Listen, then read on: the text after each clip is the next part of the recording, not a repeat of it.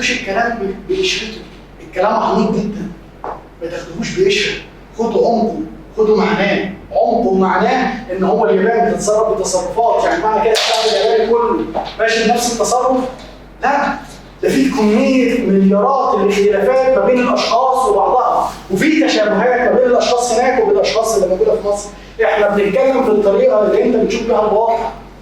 احنا بنتكلم في البرمجه اللي انت بتبرمجها، والبرمجه اللي انت بتبرمجها دي هي اللي بتطلع النتائج اللي انت بتحققها. الموضوع كله يا جماعه بنسميه احنا في علم النفس بنسميه دايره الايه؟ الف سلامه يا دكتور.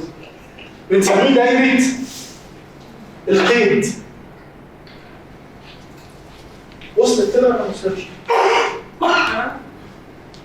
لا يعني ما مش عارفه، حاسه ان لا ما تفكيري مش زي تفكيرها. ما هو لازم يبقى تفكير زي تفكيرها، والا ربنا خلقك ليه وخلقها كده؟ فما دام انتوا الاثنين شبه بعض، ما كان خلق نسخه واحده بس. يعني مثلا ممكن تبقى نفس الاكله اللي بناكلها يعني اكيد لازم يبقى مش نفس الاكله عليها سوا يعني. بس انا هسالك سؤال، بتحب الباميه؟ اه جدا. هي بتحبها؟ لا ما اعرفش. طيب يعني الباميه ديت لو حطيتي باميه قدامها تقوم قايله لك يلا باميه يلا ويغمى عليها وتقع وتموت فيها؟ لا يعني. طب انا لو جبت لك صراصير بقى دلوقتي وحطيتها لك قدامك في الطبق، انتوا الاثنين لا هيحصل ايه قولي؟ بس ده مش موضوع مش هتاكليه، انت في الغالب ممكن هتكوني طالعه تصوتي وتجري من الاوضه اصلا.